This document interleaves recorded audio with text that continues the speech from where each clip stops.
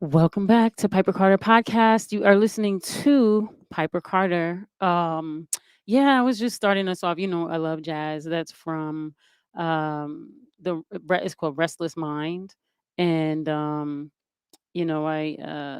who is that? That's the Jinhee Lee Orchestra with Sean Jones and Alan Ferber.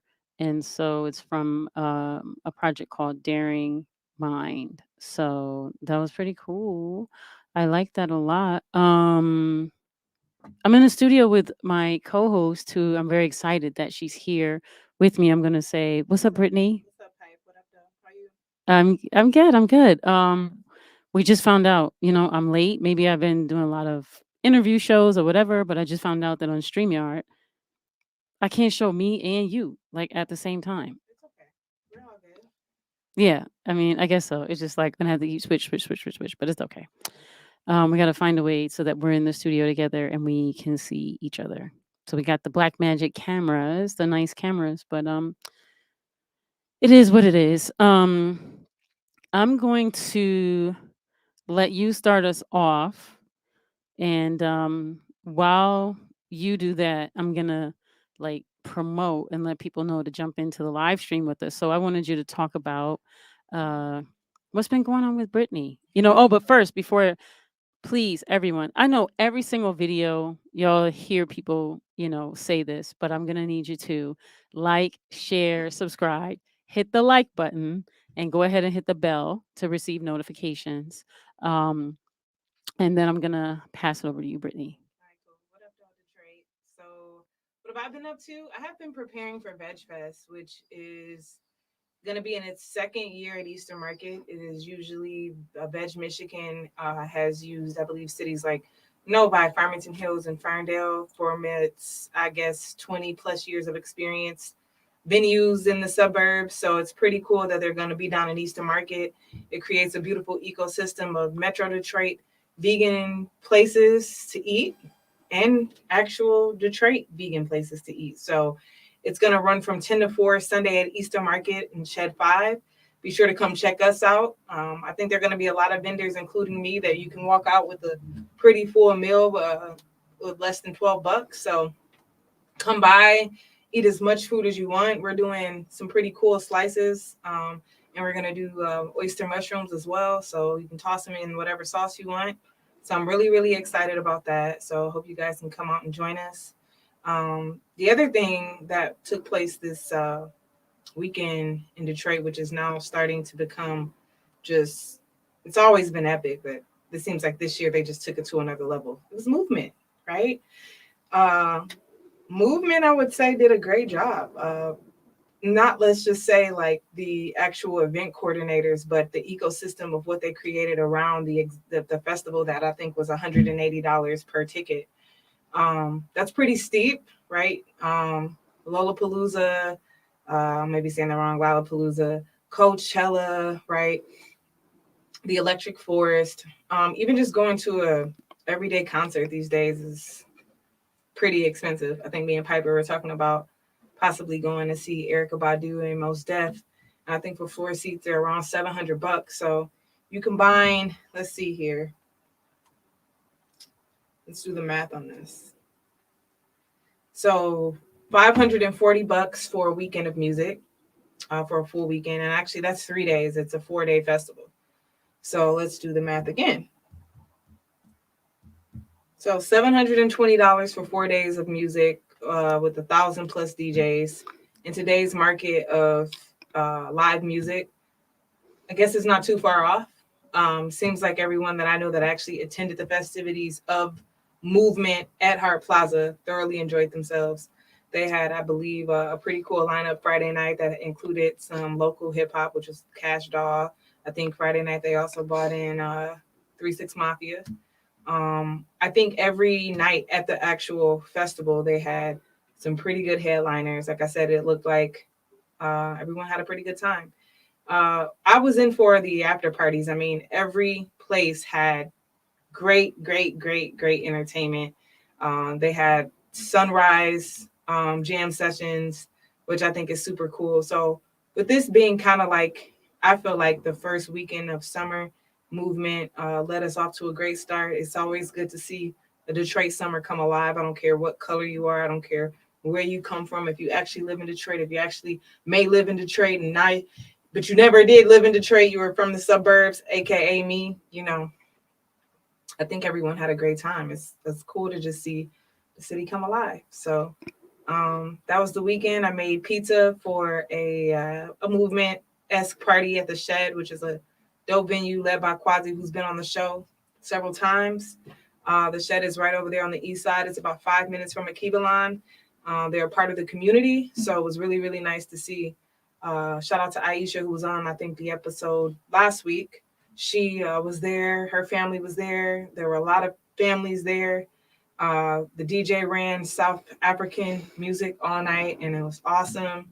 Shout out to Quasi for a beautiful event. We had jerk chicken for those who don't indulge in pizza or veganism. And we had pizza. Kids were there. They had a great time. Adults were there, had a good time. This weekend was also African Liberation Weekend at Akibalon, which was really cool. A lot of people came out for that. There was Trinidadian food. There was Ethiopian food. I even saw a vendor with hot boiled peanuts. Was that Elena? I think so. Yeah. She used to be at D-Town. Okay, cool. So I thought that was incredible. A lot of awards were given. Shout out to Mama Shoshana. She received an award. Shout out to Jer Wan, who I really want to have on the show. He has a debate team, the Emoji debate team. Oh yeah, he's great. Man, I told him he should think about becoming the next Black Mayor of Detroit. Why? He should train people to debate. He should. He's doing that now. Yeah, that's better than being a mayor. He should be the mayor, y'all. I'm telling y'all, this kid is brilliant. Yeah. This young man is brilliant. The work he's doing. That's why I say he should train more people because we need more. You sound like him. That's good. You've been in his ear. I don't know, but yeah. He received an award. All that to say, Sunday I ended up at his space. We're gonna do some work, some collaborative work with the children he's gonna have in his summer camp this summer, and really excited for that. He's on the west side, right off Puritan. Brought up 3 lots. Created his kind of like a little sanctuary for his debate team, mixed with some agriculture, mixed with just some community activism. They even have a stage that reminded me of the Great Debaters. He built this really nice stage for the kids to practice debate on and to actually have live debate sessions for the community. So I told him he needed to link up with Piper because he's at the edge of his block and it's just giving block party, not block party. It's giving neighborhood block club. I'm just always here for a party. But Piper, I think, 2 or 3 years ago, initiated hers. And I think that would be some good benchmarking. I think he could learn a little. What neighborhood is he? He is, where is he at? He's Puritan. So what district does that make him? Depends. Puritan and, man, where is that? I can't remember the cross street. He could be 5. It depends if he's 7 Mile. Is he like more down by me or? No, he's closer to 7 Mile. Okay. So that's 5? Possibly. No, 5 doesn't go that high. He might be 3. Okay. Yeah, I think that might be 3. He might be McAllister. His neighbors love him. Like, if he's close, is he close to like the 7 Mile, Livernois, Puritan? Okay, I think that's 3 McAllister, possibly. He's definitely giving Furious style. Shout out to him. He's walking me, giving me a tour. His neighbors waving to him, talking to him, happy to see him, looking at the progress he's making. Like, that's just beautiful. So that was my weekend. Okay. Yours? So my weekend was great. Actually, There's so much that I want to say to respond to what you said. I do have to always say every year that, the movement festival started out with the black people who created electronic music and techno here in Detroit, um, created that festival. So I think it was Carl Craig and others. Got it. And so it used to be a free festival. It used to be at Hart Plaza. It was for the community. And then Paxahau, who is a I'm gonna say white supremacist gentrifier. I don't know another way to put it. I don't know a kind way to say that or politically correct way to say that. But I think it is politically correct to say that. But they've taken over the entire industry, and so to the point where they are a czar, just like Dan Gilbert, right? So the black people from this city who created the genre, like, you know, the community that built it can't even get into that festival. It's inaccessible through price, it's inaccessible through being, movement so white. um and I hate to put dampers because I know you're young, and every time you talk to No, me, come on. I always have We a got to be. critical analysis of everything, and I'm really trying to be more, you know, hey, everything's so great, but it's just like every time it comes to movement, it's like it's just really painful because just knowing the city that Detroit was, and Detroit being a music capital, it's it's beyond frustrating. Like, frustrating is not the proper term. I probably do not have the proper term for the feelings, but it's beyond frustrating to see your culture hijacked and then sold, and then you be put out of it. And that's what's happened to black Detroiters. That's why they created the Charivari Festival, because that one is, you know, not really what it was, but it's for the community and by the community.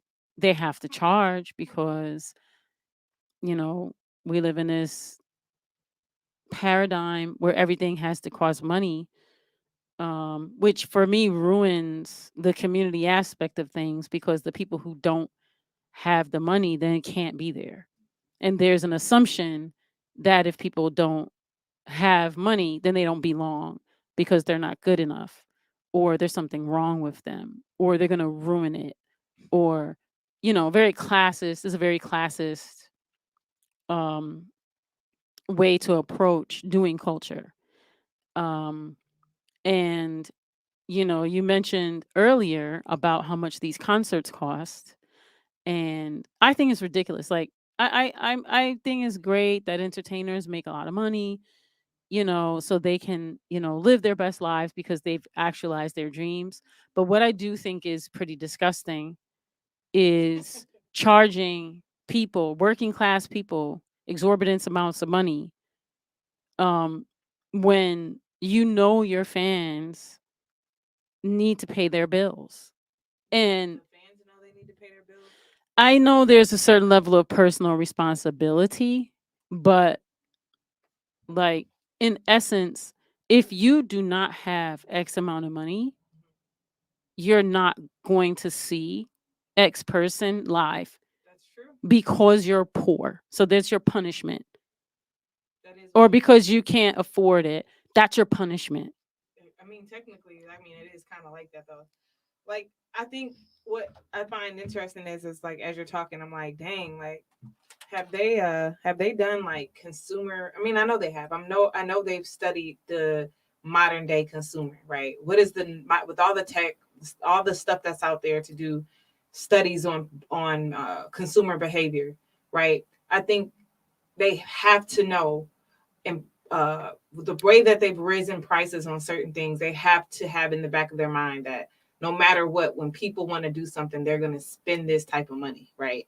So I think part of that analyzing is what you're saying is that okay, if these people don't have the money to see, there's plenty of people that are making this amount of money, And even though they probably shouldn't buy these tickets, they'll be okay if they do. So we really don't need to care about everybody being able to see Drake for $700. If you can't see Drake, then you're just poor, and then your punishment is you can't go see Drake. I do think they think like that. Yeah, and also too, they don't care. Mm-mm.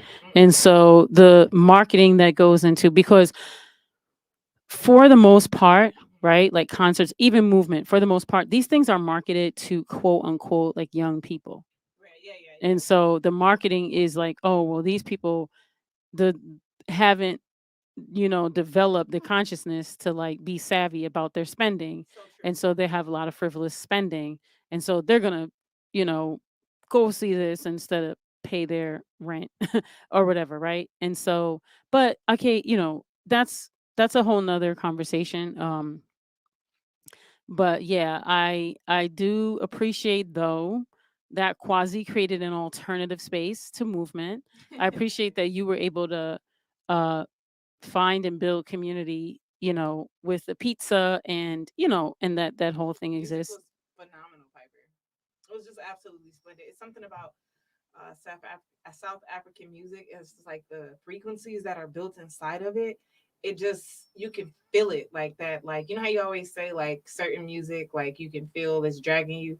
Like I felt so high. Like I mean, I was working with G Mac's son Corey, and I was working with Mama Bianca's oldest son Julian, and they could not stop dancing. Like I don't even think it's at any a point that they were like trying to like dance. They're not dancers. They could not stop moving, and I think it is attributed to the frequencies that were inside of the music. Someone mentioned on my Instagram when I posted it, Baba. It was Baba Huru who was DJing. Yeah. Okay, yeah, he was great. He was absolutely phenomenal. Shout out to him. So yeah. Yeah, shouts out to Haru. Um and his daughter too. Isis. Okay, yeah, yeah, Yeah. yeah, yeah. She DJs with him, so Okay, I think I did see her. Yeah, I did. I know I saw her. Yeah, it was really cool. yeah. So I want to get into, I will say this, June 3rd is going to be What the sign is full it? moon in Sagittarius. Mm, And I'll just make it brief. In general, it's going to be like a this push pull between like being playful and enjoying life and wanting to just relax, and a lot of, leisure and play, and then handling responsibilities and needing to like get your responsibilities done. There's going to be like a lot of that energy under this full moon. okay. So Sagittarius is the archer, right? So think of like your focus being like a bow and arrow, Mm, and having that type of focus with what your intentions are and what you want to do, right? And handling your responsibilities and getting things done. And you aim and you focus and you're going to hit that target, right? And at the same time, being able to enjoy, right? Like along the way, being able to include some rest and some play, like within that. got you. So that's what this full moon is. So think of that, and I don't know if it's relevant to you or not, but I mean, it's 100%. That's so funny you say that. I just told you a time of something that you said to me, and I like kept replaying it in my head, and it helped me make the right decision. But the one thing that has always stuck with me when I was younger, my mom would say, "Do what you have to do, and then do what you want to do." Like that, I hear that in my head yeah, so much. Like I mean, that yeah, was her that's my mom. saying growing up, Yeah, that's my So mom. that I definitely relate to it from that perspective. But then I like what you say, like when we prepare ourselves, I tell people this all the time. Like I don't know if it's from a culinary space. I was taught this because as a basketball player, I did not like preparation. I was like kind of like Allen Iverson. I hated practice. I hated working out. I just wanted the ball in my hand and I just wanted to play. Horrible, horrible, horrible, horrible, horrible. Don't condone that way of thinking. But it wasn't until I became in love with culinary that I understood the dynamics of preparation and what it does for you. We all like to be in our zone and in our element and to be free spirited and to be these people that can be spontaneous and make decisions on the cusp. In order for you to live life like that, you have to be prepared. And it's funny, through preparation and doing the things that we have to do, what it allows us, it frees up. It's like the universe freezes times, or freezes time, or slows it down, or creates spaces and boundaries that I don't think we even realized could be created, because we were too worried about preparation. And through that preparation, we move at a different speed. I think the energy shifts and it's different. So that's what I hear when you talk about where the space that we're in with the moon, full moon being in Sagittarius. So thanks for sharing that. Yeah, you're welcome. Yeah. So today I really want to talk about another topic that I'm really, really uh, passionate about, and a lot of people don't really get to see this part of me, because this was the part of me that when I was in New York City and doing fashion photography, that most people from that part of my life know me as. But since I've been in Detroit, I've been doing a lot of community stuff. Um, However, I do have an entire, sustainable fashion magazine where I explore a lot of these topics. But I really want to talk about like circular fashion. I want to talk about this a little more on the podcast. But like circular fashion or fast fashion. So you know, uh there's a lot of talk about like how do we stop like how do we slow down, what's happening on the planet as far as like climate change and our environment. And fashion is one of the biggest contributors to, I mean, there's plenty of contributors, but the fashion industry, the commercial fashion, the commercial industrial fashion industry of like, these corporations are really serious culprits of, utilizing up the natural resources and um making it so that, you know uh fashion is just a disgusting industry to be in, and some disgusting habits, well, not habits, but some disgusting practices like slavery and child slavery, disgusting practices like, um, being exposed to toxic chemicals, and disgusting practices like, you know, um, like utilizing materials that won't break down, right, over time. Uh, and one of the most disgusting aspects, which is the FOMO, the making people think that there's something wrong with them, so they consistently, have to buy things. And like we said before, like, just all this money that gets spent uh, on just like stuff that people stuff that people want and don't really need. And it is what it is. I'm not trying to like make everything so serious and like you shouldn't have leisure. Um, I but think we should know the pathways to leisure. yeah, and make conscious decisions. So I wanted to, basically discuss like again, going back to personal responsibility. We keep hearing these messages about the choices that we make, which are important. So we're gonna talk about some of that. But I want to center us more on the industry and things that industry as a systemic issue, and what the industry needs to do different, or how we need to also how we need to do different. But I think much of the conversation is, on the personal, but I am going to talk about the personal because we do need to consume less. We Yeah. don't need as much as we have. And we have, I mean, the landfills are full of clothing and shoes, full. Most of You go to a landfill, the majority of the landfill is clothing and shoes. Wow.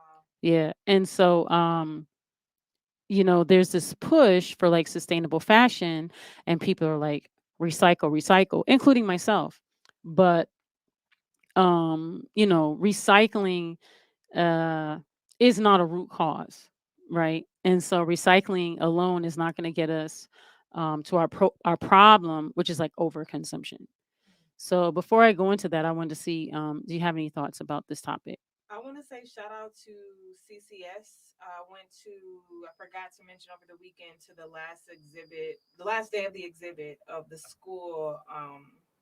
Their student Oh show. my gosh. So when you're talking about fashion and you're talking about different ways to look at fashion and the intentionality behind it, there were uh, essays being written talking about this human consumption, essays being written about how a human right is self-awareness and ensuring that we are increasing spirituality talks and curriculum. These are kids writing this, Yeah. and how that right there is the turn of society's thinking, right? And Yeah. it's understanding how it is essential as a human being to have some type of spiritual backing. And that from there is where we can make better decisions and become more conscious about the things that we do. So that's what I'll add to your opening statement. Shout out to them. Students are brilliant. I love the way they think, and I'm excited about this topic.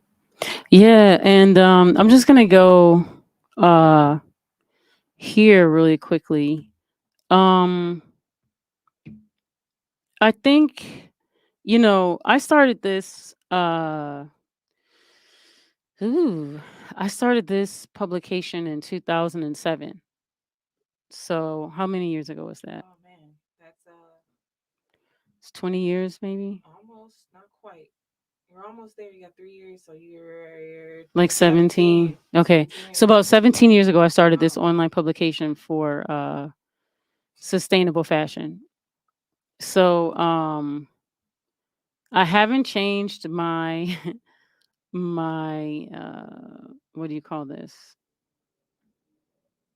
Manifesto. That's such a scary word to use, but I'll read this to you because it's about where I was as a young person. I wasn't that young. Was I 30? I was 35, maybe 32. Crazy pipe. Maybe like what am I 51? I don't know. Well, however old I was. I wasn't 35 yet, or maybe I was. I think I was 35 in 2007. So this is like I'm going to read you like this is the reason that I created the publication. Okay.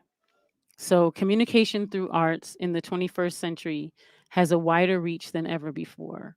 Once a sign of exalted social standing, art has taken on a new persona that a continuously evolving that is continuously evolving. Its perception shaped by a complexity of ever-changing dynamics. The Studio Arena is the name of the publication. So, the Studio Arena is a fashion magazine of transculturation, contemporary art, and DIY culture that utilizes the latest communication technology to create and document fashion projects for an international audience interacting with the global community. The Studio Arena uses fashion and contemporary art to encourage awareness of a cultural worldview, improve attitudes towards cultural differences, and develop cultural competence. So, um, I I read that because I wanted it also include in this conversation. I want us to also think in this conversation about because it can become very narrow, like about the clothing and our personal choices, which that's true, but also understanding that fashion and the the the practice of adornment and the way in which we present ourselves to the world through our dress and through our style and all of that, all these things are a part of our culture. So I want to, you know, another reason that I created this publication is because it was to go past these conversations because you've got magazines that narrowly talk about your purchases, but and also, talk about what's going on in the industry, which this magazine does. But I think another critical and crucial piece is the culture piece. And it's about valuing our culture as well. Mm. And so that means valuing the human being that made your clothing, valuing the culture where that clothing possibly came from, which could mean how the textiles were, how it was grown. Like maybe it was, the land that it was grown on, the people that grew it, the community or the nation or the tribe or where it was grown, like what happens to the land, where those textiles are grown, they begin as plants.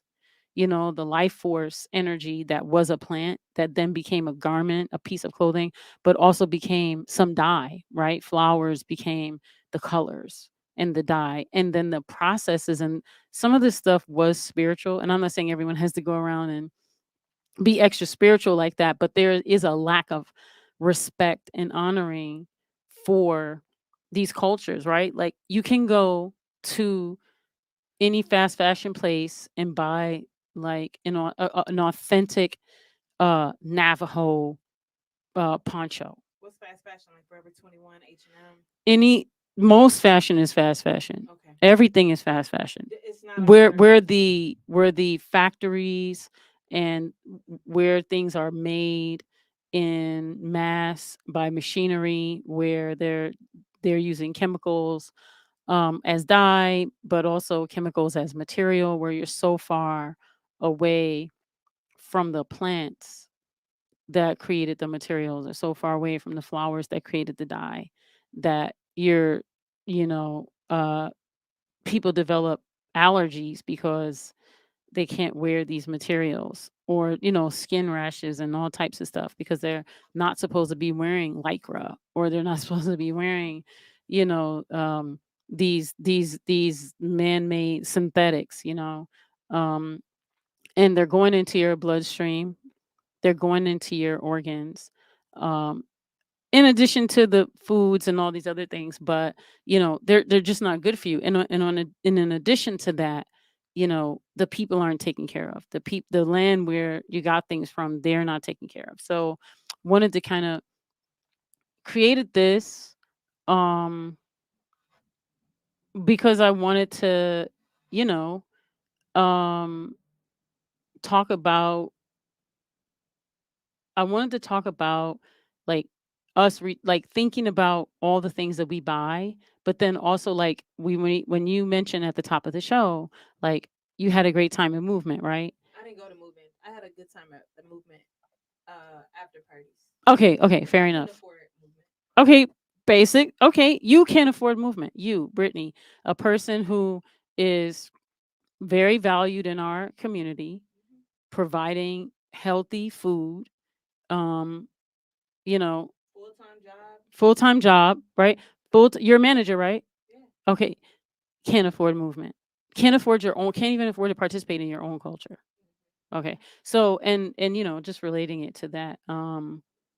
But I'm going to read just a little bit more because this is going to bring us into this part here. So, um I think I'll start right here. So, this goes deeper into like why I created the publication too. So the relationship between the field of production and the field of consumers is created and sustained, meaning the very concept of being a consumer as an identity, like that is a created thing by industry to create. They've created consumers. So people even seeing themselves as a consumer is an identity, because we used to be producers. We used to make all our things, right? So just that and so I said the relationship between the field of production and the field of consumers is created and sustained. So all this advertising is how it's sustained. All this FOMO is how it's sustained. Um, Aesthetically irrelevant forces such as snobbery, elitism, trendiness, and a fear of lagging behind the arbiters of prevailing taste are obvious all along the production consumption continuum.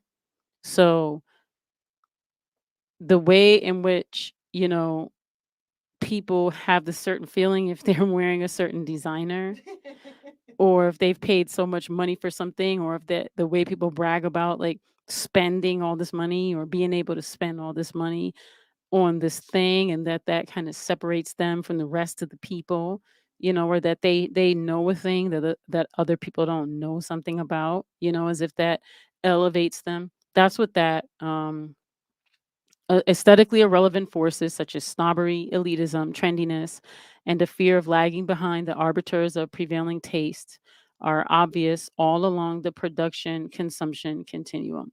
So when I say continuum, it's like if production's over here and consumption is over there, like, going from being a producer to becoming a consumer in your mind, in your actions. So the fashion magazine is a special institution that serves that reception and thus brings about a fruitful logic between producer and consumer, legitimizing fashion, right? Because the moment that something is in the magazine is legitimate, right? Like if it's in Complex or Vogue, then it's like, it's finally legitimate, right? And the fashion world in cultural terms, right? So magazines help transform fashion as an abstract idea and aesthetic discourse into everyday dress. So what I mean by that is when something will be on the runway or when something will be on X marks the spot for your favorite celebrity. That's the time when people will say, "Oh, they look crazy in that." If it's their first time, they look crazy in that thing. That's terrible. And then it will About to say. take like a few passes of it being on a few celebrities and in a few magazines, and then people will be like, "Oh, that's the new thing. That's what we're doing. That we're all on that right now." And then after a time that it becomes like a trend or what you're supposed to be doing, then it goes into the mainstream, and that's when everybody starts, you know wearing it or doing it, right?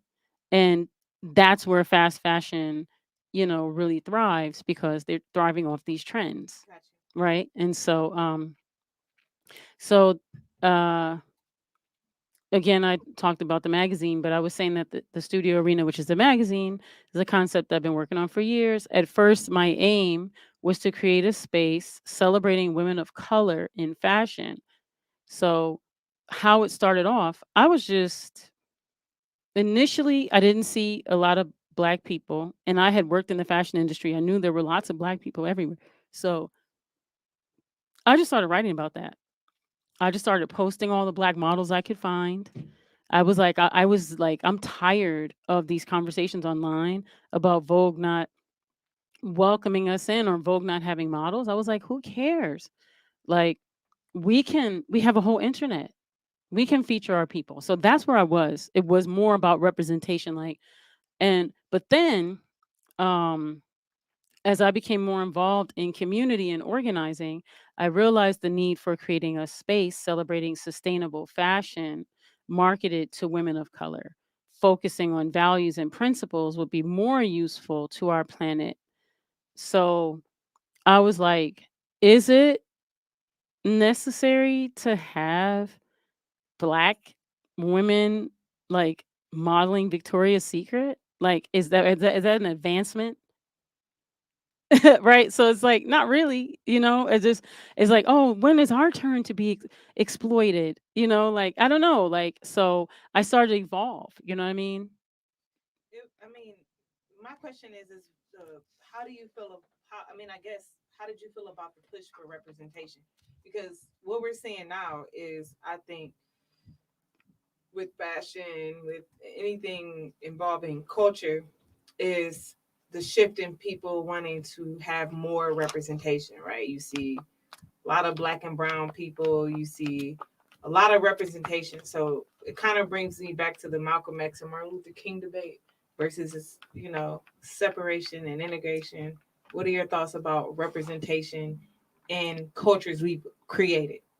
Right. And so with that, that's what I'm saying here is that I realized that it wasn't just about representation.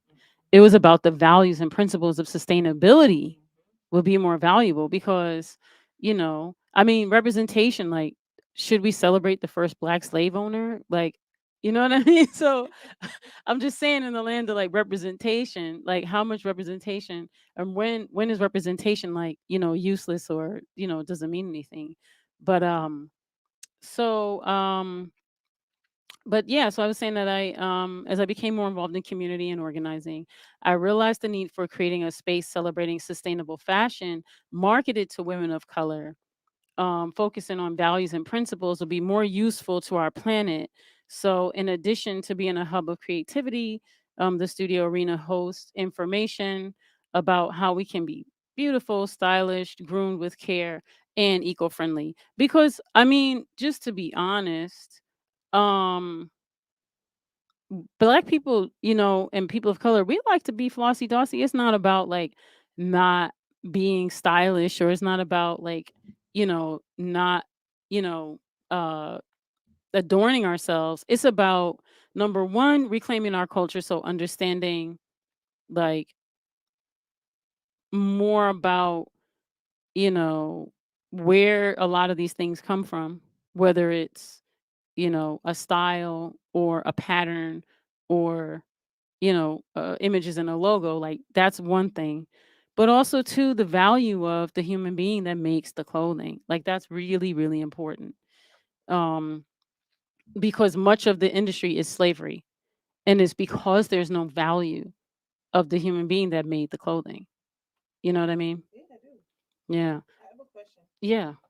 How would you feel about a human being? Like, okay, say if 10 black designers found a robot that could help them mass produce product. Is that sustainable? I mean, there's so many levels to that because that is a more, I would say that's a more like on a capitalist mindset, Mhm. because it's like But is the idea of like producing more is okay. like necessary. Okay, so let me rephrase. Hmm. So 10 black designers decide that instead of using the same 4 or 5 manufacturing plants of clothes and taking their clothes, let's say 10 black designers that do t-shirts, and they decide to go ahead and split the overhead cost of buying a robot so that they can keep the cost of each t-shirt down and then mass sell it to people who maybe not have the budget to spend on a certain level of t-shirt. So they basically eat the overhead cost. So they buy a robot that's $200,000. This robot can kick out 1,000 shirts per second, and it allows them to sell each t-shirt for $20, and it's fly. It's still the capitalist question, right? Because it still goes to the root of that you have to produce all this stuff. When what the argument is, or the ask, or the demand is that we make and produce less, right? And that, okay, so yeah, on the one hand, it might feel sustainable, but that's what you call like a false solution, Okay. because it's just because it's still back to the same conundrum, which is the overproduction. Overproduction. Okay, You that know, part of it I yeah, got. yeah. So, so when we talk about sustainable fashion or eco fashion, over time there's been different principles that have been added on as a result. I started there because I definitely like to center the human aspect of the conversation. But so there's like several organizations that have been involved in developing these. So uh you got global fashion agenda, and so they say it's a leading forum for sustainability in the fashion industry, which organizes the annual Copenhagen Fashion Summit, which is one of the longest um, running fashion summits for sustainability, and one of the longest running fashion shows for sustainability. Um, so they advocate for a circular fashion system, sustainable the apparel coalition, SAC, which is an industry-wide initiative that developed the Higg Index, which is a standardizing tool for measuring and evaluating the environmental and social impacts of apparel and footwear. Footwear is big in our community, but just across the globe, in being a culprit of just the landfill. Really? Oh man, yeah. Um, and where they really do a number on us, me included, about needing to continuously buy new I sneakers. know, man. Yeah. Okay. So fashion revolution, and they don't treat their employees. I mean, they practice slavery. They don't treat their employees well. They don't pay well, and they charge exorbitant amounts. But anyway, so fashion revolution, which I love fashion revolution. I don't know if people follow them on Instagram. I do. I love them a lot. It's a global movement calling for greater transparency, ethics, and sustainability in the fashion industry, known for the Who Made My Clothes campaign. You know about the Who Made My Clothes campaign? It's a beautiful campaign. They do it all the time. It's ongoing. I don't think it's ever stopped. But what they do is they find the people who made our clothing, and many of them might be refugees or people making really low wages, or even on the empowering side, right? Like people that are making but different people working in the garment factories or just along the supply chain or in the manufacturing production. And what they do, they usually hold up the sign that says who made my clothes, and then it'll tell a story about that person. It'll be like, this is such and such, she's from this place, this is about her or him or them. And uh here's like a humanized story, so you can connect with this person who works for this corporation that made your clothes, right? And so that's pretty much what it is. That's fire. Is humanizing it. The United Nations Sustainable Development Goals, SDGs, the UN's 17 global goals for sustainable development, with goals such as responsible consumption and production and decent work and economic growth, which you know anyway, the Ethical Fashion Forum, I like them, which is a global platform that supports and promotes sustainable fashion practices and provides resources and guidance for brands and industry professionals. And the Textile Exchange, which is an organization that promotes sustainability in the textile industry, focusing on responsible fiber sourcing, industry collaboration, and driving positive change. So, is these organizations, along with a lot of others, that created um, what we now call the sustainable fashion principles.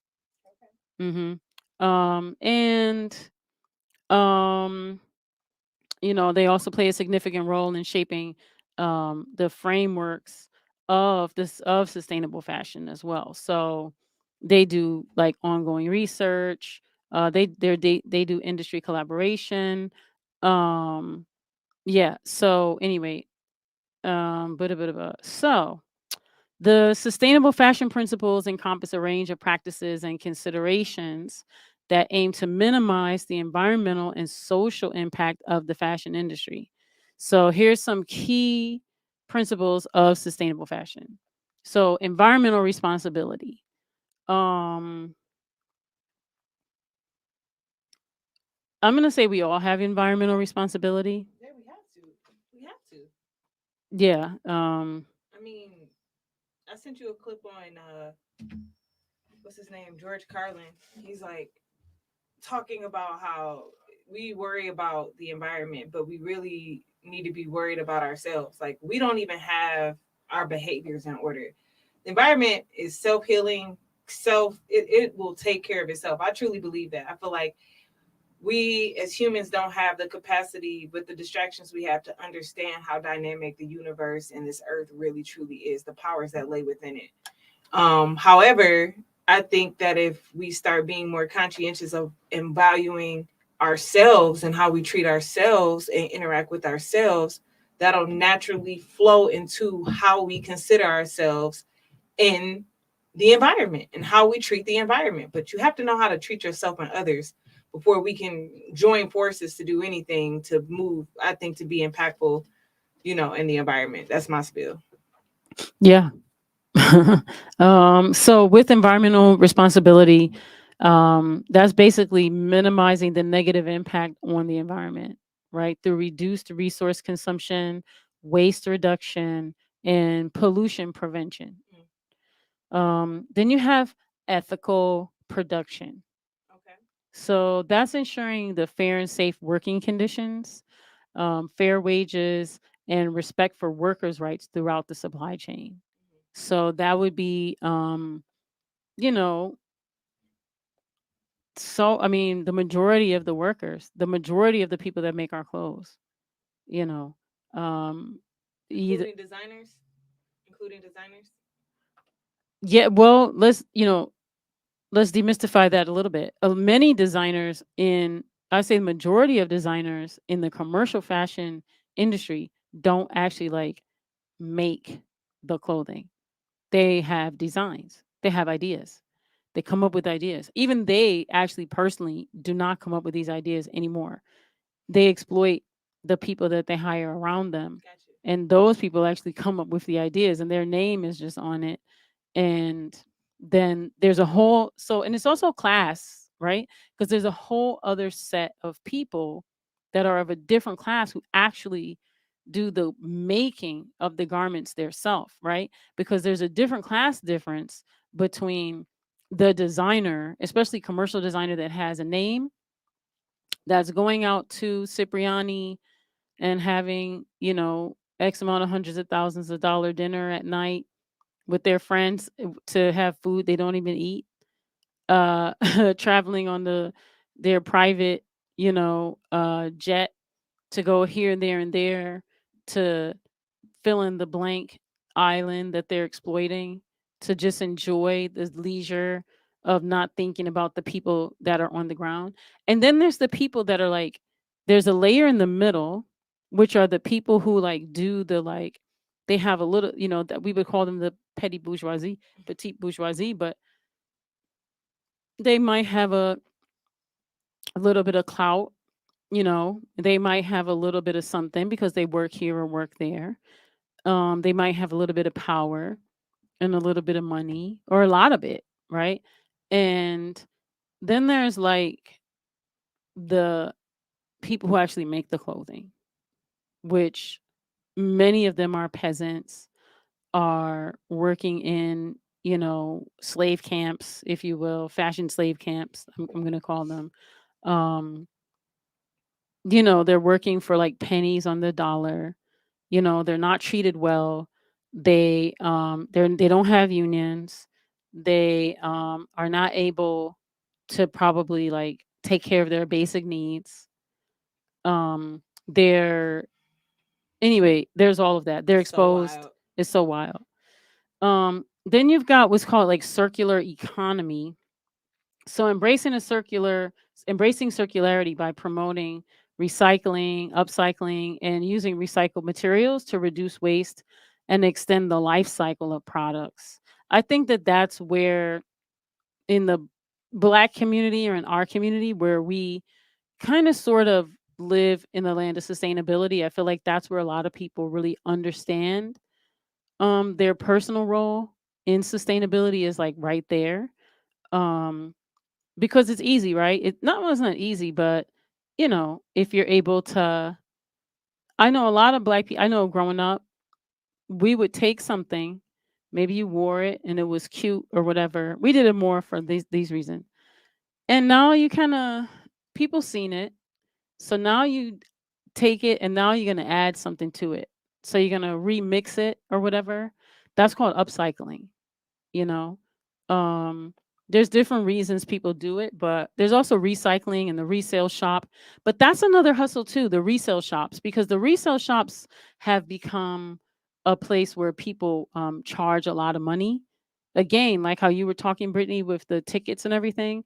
I don't know, there's becoming such sort of an elitism within the sustainable fashion movement, even the amounts of money that people are spending or paying or charging, I should say, for sustainable fashion or luxury sustainable fashion or luxury. And then there's also these, like, I'm going to call them like elitist resale shops where they're charging like exorbitant amounts of money. Oh, there's one right downtown. There's an I can't thank God I can't remember the name. But I mean, t-shirts that I could have gotten like 5 years ago. Like I'm a digger. Like I'm a dig for vinyls. I have vinyls that I can't believe I found. I have clothing I can't believe I found from, Salvation Armies, right? Thrifting. Um, I'm not bragging, but I'm bragging. So I already know when I'm getting played, it's the point that I'm getting at. So these t-shirts that are like, it's downtown, right? I'm talking about like our 50 and 60 and $70 old school Supreme shirts. Like, don't play with me. Like, I can go and spend 2 and 3 hours digging somewhere in Grand Rapids and get the same Supreme t-shirt for like $5 to $10. And even then, in the world of thrifting, that's spending too much money for a t-shirt. So yeah, I agree. Yeah. It's ridiculous. I mean, you said it earlier, capitalism just attaches itself. It's not even at this point, I want to get the word capitalism. Greed, right? Let's just use the Bible terminology of capitalism. Greed, right, gets in the way of everything. Like, soon as somebody sees that, they can get away with charging something, they are going to just take advantage of it. Like the consumer. Yeah, I like what you talked about earlier, the relationship of consumers being tricked into thinking that that's what they are, is a consumer, when really we're here to produce. How crazy is that? Yeah. We're here to produce, but we're okay with being a consumer. Yeah. Being a smart consumer, a smart shopper, right? Like, it's crazy. Yeah. Then you got slow fashion, right? So, slow fashion is encouraging a shift away from fast fashion's disposable mentality by promoting quality over quantity. So, investing in timeless designs and supporting durable and long lasting products. Now, I'm all for that, but again, that realm also gets into the like elitism in a way, because if you notice, a lot of the gentrifiers like that have all this like fancy stuff, it's still to get you to consume, but it's like, oh, but ours is quality. If that This makes candle sense. was. I went to gentrification is so hard. I remind myself that sometimes two characters combine on how to be. What is it? How not to drink your gin juice while in South Central. Come on, the parody. I don't know about things like that. Oh God, yeah, you do. She used to be cracking up at that movie. Y'all remember the man when they had the dashikis on? They used to be talking and they would still be messing with the white women. Yeah, I feel like it's so hard right now as a Detroiter because I love bagels. Okay, in order for me to get the bagel I want, I have to find the cheapest flight on LaGuardia to New York using LaGuardia on Spirit to get the bagel that I really want. James Oliver is this gentrified coffee shop that has these fucking bagels. Okay, I'm addicted to these gentrified bagels. I have to admit it. Okay. But in there, I talk to my friends a lot about collaborations and the importance of it and how, gentrifiers have done it so miraculously well, right? We think it's sustainable entrepreneurship when you go into this bagel shop and they're selling candles and they're selling other coffee blends from other Detroiters, right? So I go in there, I'm standing in line waiting for my gentrified bagel. I smell something. I turn around. I see these beautiful candles, 2 different brands. I start sniffing them. I fell in love with this one. I think it was Velvet is the name of it. And if you don't like the Velvet, I think there's one called the French that's also great. So I asked the girl, how much is this candle? $36. And then the owner comes around and says, they're made in Detroit. All of these are made in Detroit. She didn't say it's sustainable, but yeah, I think they think that's sustainable. And paying $36 on top of my gentrified bagel for a candle, I don't care if it was made in Africa, in Nubia, Egypt, or Ethiopia. I'm not buying it. Did you go in there and like take the candle and throw it? it's not good picking up all the candles and throw it down. I'm not paying for this. I'm not paying for this. I should still go get that gentrified ass candle. It smells real good. Back on my how not to be a nigga in South Central while drinking your gin and juice in it. Or you could just get you some herbs, and Create make my your own. own candle. You're right. I need to become a producer. So, so sustainable materials, right? So, prioritizing the use of environmentally friendly materials such as organic cotton, hemp, recycled fibers, and innovative sustainable alternatives to reduce reliance on non renewable resources. So, did you want to say anything about that? I'm still about these gentrified bagels. I'm sorry. Go ahead. Okay. So, transparency and traceability. Providing transparency in supply chains, disclosing information about production processes, and ensuring traceability of materials to empower informed consumer choices. Um, Local and artisanal production. This is what she was trying to promote to you. It is. You don't think so? It was made in Detroit. Right. So, Is the person black that made this candle in Detroit? right. Are they an indigenous Detroiter? Are they an indigenous Detroiter? So, supporting local craftsmanship and small scale production to minimize carbon footprint and preserve Mhm. traditional skills and cultures. I get it. Like I said, like You I'm just don't want the white lady selling it back to you. no, like I'm all for the spook that's set by the door. I don't mind learning from other cultures as long as their behavior when I check it up and down is pure, is genuine, and it's the type of behavior that I'm willing to promote if the whole entire world is watching. I'm okay with picking up good behavior, right? But only if it's gonna create the value within my own community, you know. So that's my 2 cents. Yeah. And so I'm glad that you're using your critical thinking skills for that. Mm-hmm. Um, Animal welfare. So, promoting cruelty free practices by avoiding the use of animal fur, exotic skins, and promoting alternatives to animal derived materials.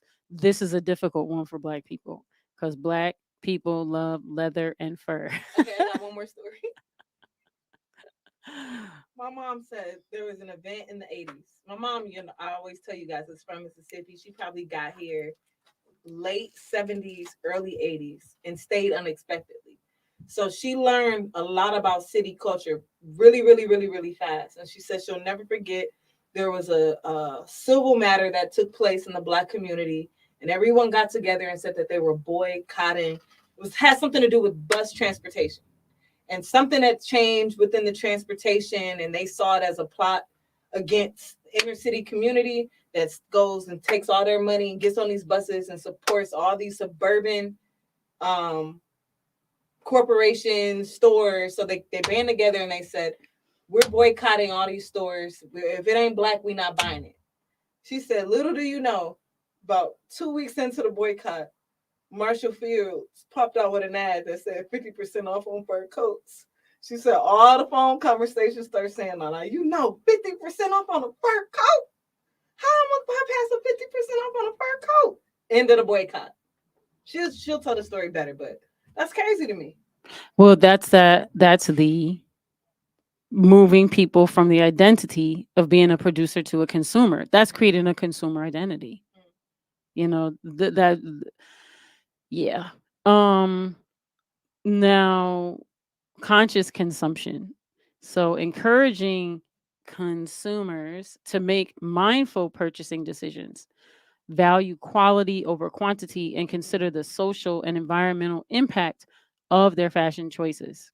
So, um, H&M has what's called a sustainable line. I don't know if people know that. So, when you go to H&M, I'm using H&M because a lot of people shop at H&M. That's cool.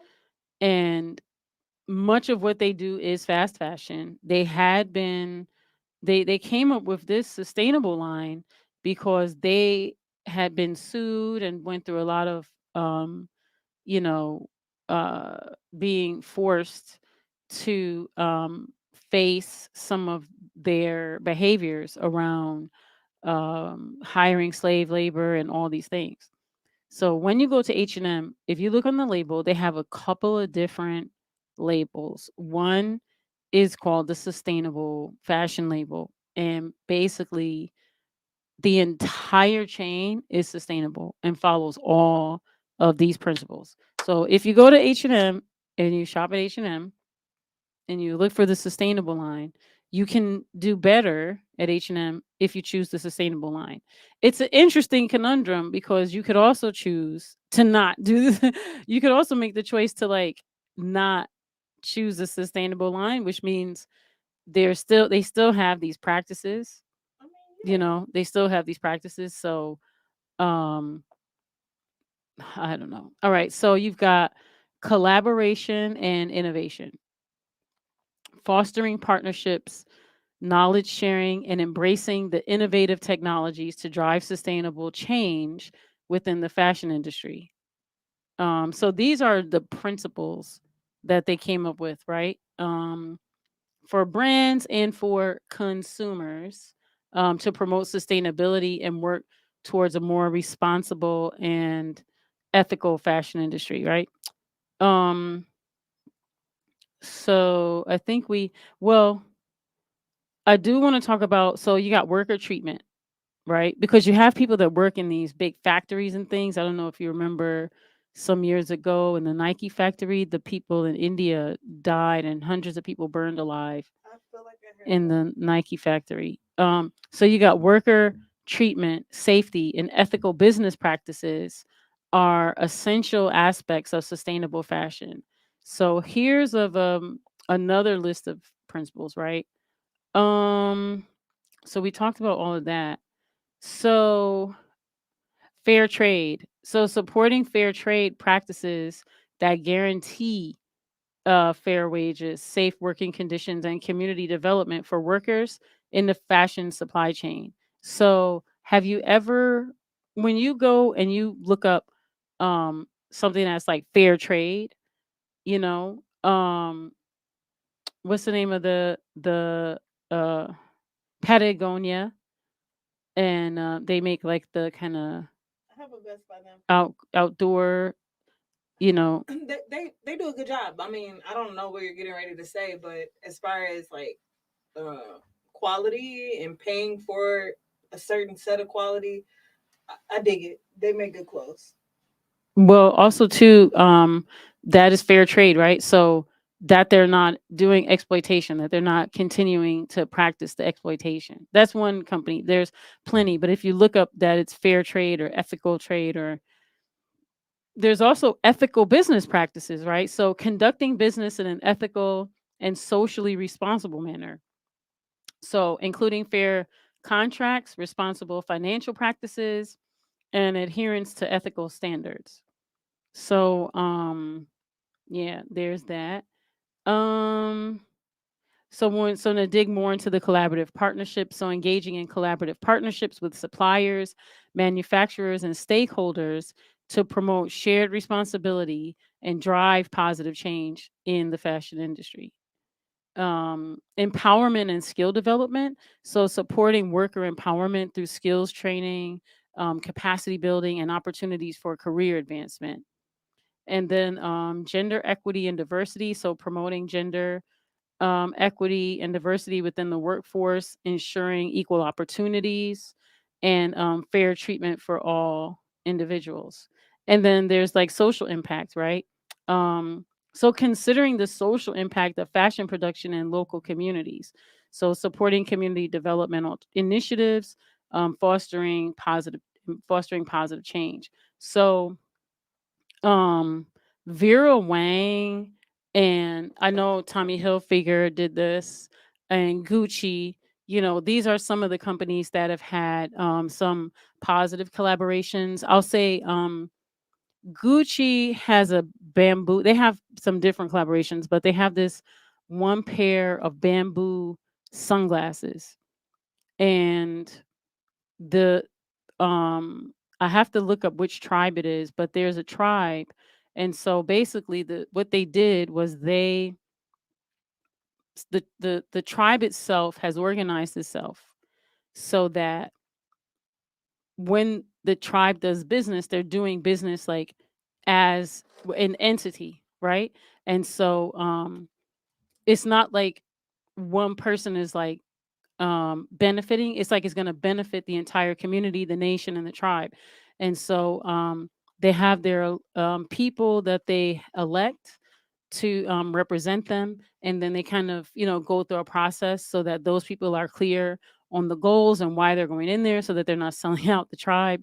But long story short, the tribe maintains ownership um over the land, and Gucci is paying the tribe to be able to utilize this bamboo, but the tribe has its values and its regulations and guidelines I as to like love that. how they can utilize it. So they can't just be there like just getting all the bamboo. There's only like so much bamboo they can get for like a certain amount of time, then they can't get any more for another amount of time, then they got to kind of wait on their cycle, and then all the money like goes back into the tribe. They are practicing forestation and caring for the land and all these other things. So that's just like one collaboration, but there's different companies that have collaborations with tribes like this. And I think Vera Wang had licensed a a design, a textile design that was a tribal symbol, but the tribe decided that that symbol could be used for this design. And so with it, there's the explanation of the symbol. They get the licensing. So the tribe still like owns the image or the symbol. And, Vera Wang's just like licensing the symbol. So um anyway, that goes into, more of that. So I could go into all these different. I'm gonna save this for another time. I can go in there. I have This was statistics. amazing. I have so much stuff. So we'll do some more episodes because I have hours and hours and hours of material and research that I did with all these statistics to like bring us up to date. But again, I have the whole magazine that focuses on sustainable fashion, and this is something I do in my spare time. Now that I'm a Another big thing. dog, I may need the Piper Carter brand to help facilitate a campaign on littering. I've been saying this I'm gonna do this for 2 years. This is the summer where it gets done. I don't know if there's some way to create this ecosystem and trying to make littering not cool that turns things into sustainable fashion on the little micro levels that you just went in. I know sustainable fashion is very broad, right? You just got done expressing all that, and I'm back to minimizing it a little. But Well, it's for the not sake, minimizing it. It's also we talked about, right? So there's a systemic aspect, but there is personal responsibility. I'm down for that. I'm down to like create a campaign around littering.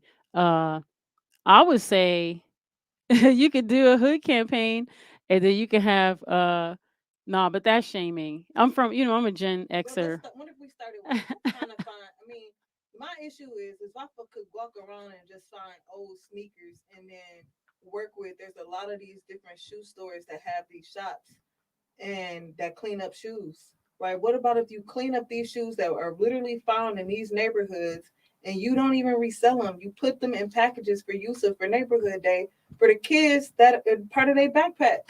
I don't know. Then No, not that. I think other I'm just uses like breaking them down and turning them into other things, because once you get people's bodily fluids and stuff like that into right. things, that's a whole nother concept. Well, I'm just tired of seeing after movement weekend liquor bottles everywhere, all kind of stuff. Like I'm over That's it. mostly white folks if you're talking No, about it's not movement. even just. It's not. It's all of us. It's not a color. It's I know. our I'm city I'm getting I'm just being trashed. on. I just had to let y'all know that if you're It's our talking about city getting. movement, It's like. that's not us. But if you come over to Schaefer, West Chicago, that might be some of my So we neighbors. literally have a littering issue, right? There are trash cans. I've seen trash cans empty and trash on the ground next to the empty trash cans. We got a problem. Yeah, okay, so that's a whole nother show. But All right, I'm sorry. so but no. I mean, we need to dig into that, and I like the idea of doing a littering campaign. Um, because there is the psychology around the lack of ownership. Period. But also too, why do people feel a lack of ownership? Is the disrespect that people receive from the uh I'll say our local, the ways in which our communities have been attacked. um I do, as I'm older and I'm more empathetic and I've gained a different vantage point, I can see that is trauma. Mm. That is deep trauma. Because, like, for instance, I'm not going to name anyone, but there's a person who lives in the community who lives in their house and they drink their beers, and then they put the empty beer can on their lawn. They're done drinking the beer, then they throw the can on their own lawn. Then when they have to go to the bathroom, they get up from their porch, walk across the street, lean on the house across the street, and then pee in the driveway across the street instead of get up and go in their own house and pee. And it has driven me crazy for like ever, but I had to like step back and be like, that is a deep level of trauma. That is, there's a web Mm. of trauma behind that. Has to be, huh? It has to be. And also too, when I'm driving, and I just see trash everywhere, trash, trash, trash. Well, for so long, we didn't have receptacles. I'm talking about in this city. We did not have public receptacles because they wanted it to be a drive-through city. So they created all these freeways where people just drove through and over all these communities that they didn't have to look at. And, you know, they removed all the public trash receptacles because the communities were no longer walkable. That's a thing. But then also too, like, our communities don't own like any of these businesses, right? So it's a much different feeling if you own the business on the corner and you live in the house next door Right. versus there's this Kentucky Fried Chicken that's serving you. It's not even Kentucky Fried Chicken anymore. There's this KFC or whatever fast Fast food food. place, and it's serving you this non-food that's chemicals, that's chicken-like, that may have some form of chicken-esque isness in it, along with goo and coloring and dyes, and then that's your diet, and then that's what you have access to in your community, is not owned by you, or even the so-called small businesses are not owned by your community.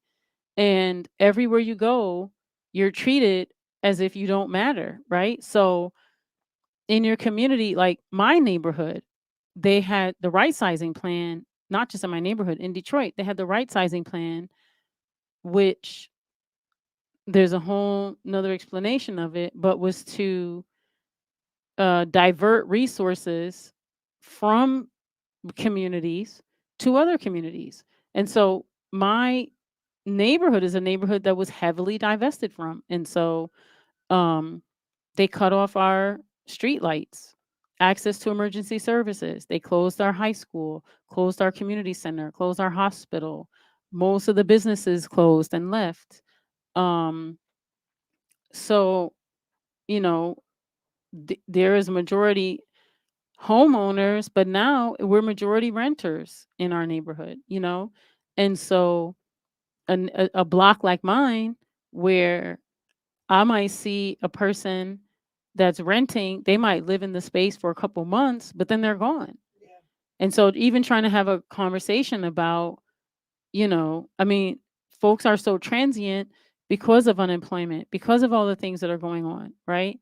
Um, and so, yeah, it's difficult to have a sense of ownership over something when everywhere you go, you're told you don't even matter, you don't even belong. And then to be told that you're asked to be steward of this land. Now, I'm down for the campaign though, because I do agree with you that we also have to balance like personal responsibility. Like, what is our personal responsibility? Um, but I wish our city would also take some responsibility. I wish our city would reinstitute the people that clean up the neighborhoods, reinstitute that as a job. They got rid of that as a job, and then they expect citizens to just do our own cleanup. But we also have to take into consideration that because our neighborhoods are the way that they are, there are lots of people who don't live in our neighborhoods and they come to our neighborhoods, my neighborhood in particular, and they do excessive dumping.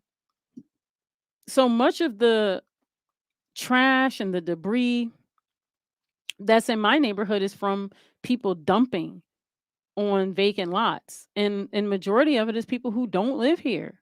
Corporations and people who say, "Oh, we'll go over there because, there's nothing to see here," and then they just dump. But anyway, that's a whole nother show.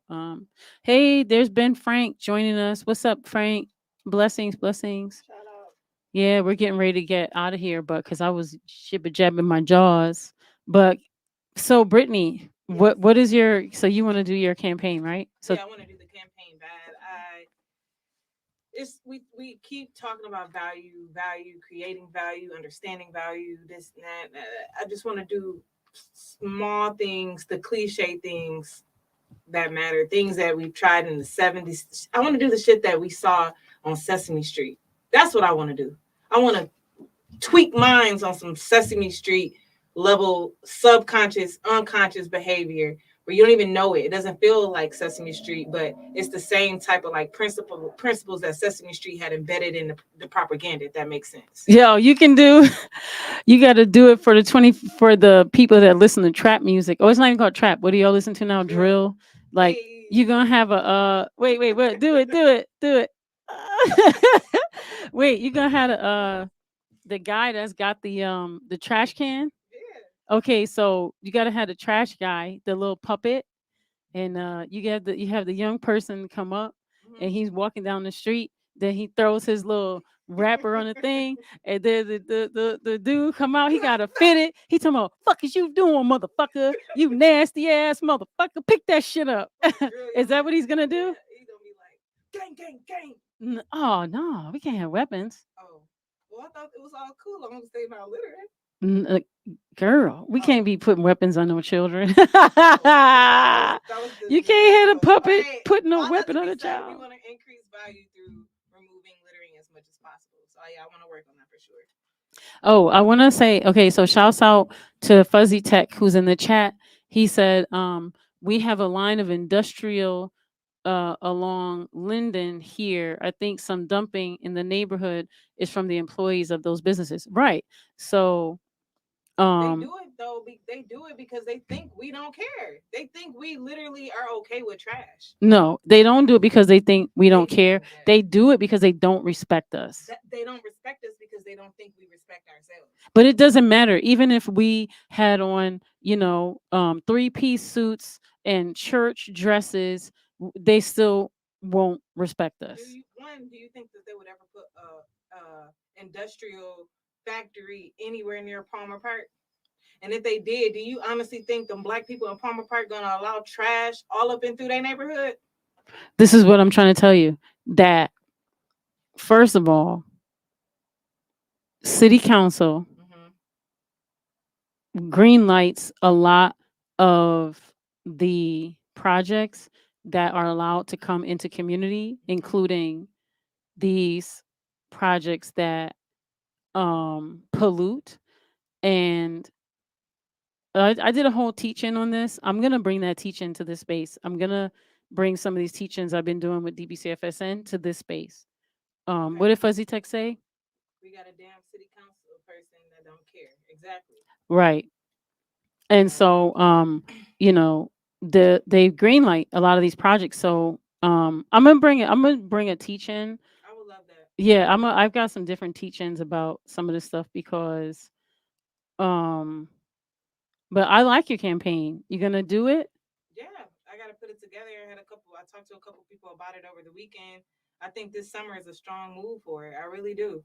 Why wait? Why sit and wait? Just got to figure out the dynamic of it. Like, I don't, when they do the like, yeah, vote or die. Yeah. Like, I'm not talking about make it cool like that, like voting cool like that, but like the mindset of, I just want to intercept the mind and where somebody can think and go, like, it is really trash for me to put trash in my own neighborhood. Like, I want that. I don't know Yeah, how we get there. that's a campaign. Can you read Fuzzy's Yeah, there are latest? some good counsel and far too many that think Detroit is industrial. I agree with you.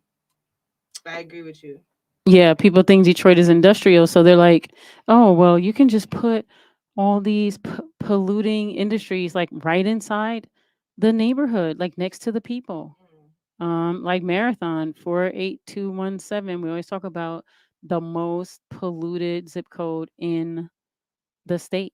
they should be ashamed. That's a whole nother podcast, That's a not whole nother great. podcast. We're gonna bring Teresa on here to talk about that I would stuff. love that. Yeah. Okay. All right, we're gonna get out of here. We're gonna do some more sustainable fashion shows. We Um, should.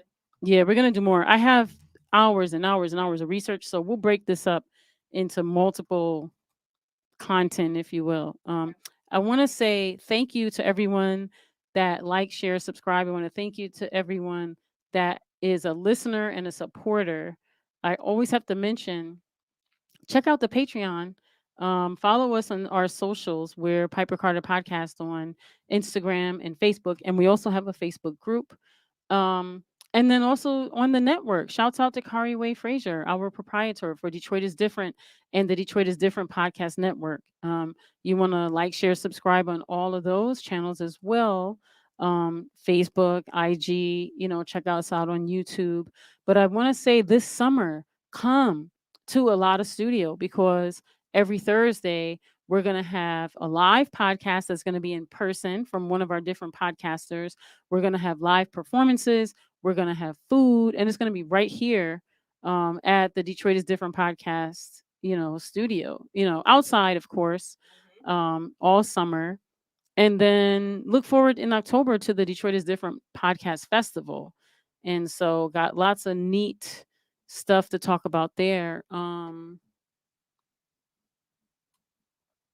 So a Fuzzy says he's got an air quality monitor coming. I love that. Yeah, Let's that do some everybody more. needs to get an air quality monitor if you live in Detroit, Agreed. and water quality monitor Some too. great points. Thank you. Thank you to everyone that listens. Thank you to everyone that supports. Thank you to you, Brittany. Do you have anything you want to promote before you get out of here? Veg Fest Sunday. Please come to Veg Fest. I'm gonna do some really cool pizza slices.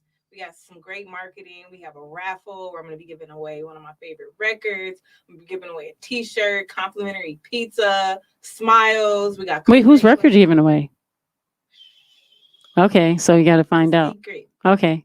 Now I gotta find out. All right. So We got also some. too, at a Kibulan, right? At a Yeah, Kibulan village. yeah. So we're not gonna be at a Cuban this week because we're prepping for Veg Fest. Um, so come to see us at Veg Fest instead of coming to see us at a Cuban. Where's Veg Fest again? It's at Eastern Market, Shed 5, Sunday from 10 to 4. It's not just gonna be me, Trap Vegan, Cooking with Q, Mama Neza. There are a lot of great black culinary people that are gonna be there. Come and support. There's just gonna be a lot of great vegan food, like tons of it. So I know my menu, you can get a a full meal for $11. Still have enough to in your stomach to enjoy other vendors, right? So I think a lot of us are practicing and implementing that, staying under a certain threshold so you can have fun and explore and eat all day. So come out, please. Okay, I'm there. Cool. Yeah, and thank you to everyone. Keep sharing. I also have the newsletter. If you want to receive the newsletter, you know, send me a message and let me know you want to receive the weekly newsletter. I try to put different things in the newsletter that are useful to you, but definitely promote this podcast and let people know we're going to be upping our game and bringing you much more, much more, much more. Oh yeah, so Fuzzy Tech is a chef at one of our favorite restaurants, Love that restaurant. Baobab Fare. Uh, he says he's been wanting to come get some of that pizza, but he's going to be working on Sunday. So Baobab Fare is a Maybe we go see wonderful him. restaurant Let's go eat maybe. that's in New Center uh, Mm-hmm. area, and it's on the corner of Woodward and East Grand Boulevard. And they are from Burundi, and the food is amazing. Um, So definitely want to support them as well. Yes, We yes. should probably bring them, or we should probably go and do a show there We should. one day. They're That would be amazing. so That'll cool. be cool. That would be All amazing. right. Well, we're gonna get out of here.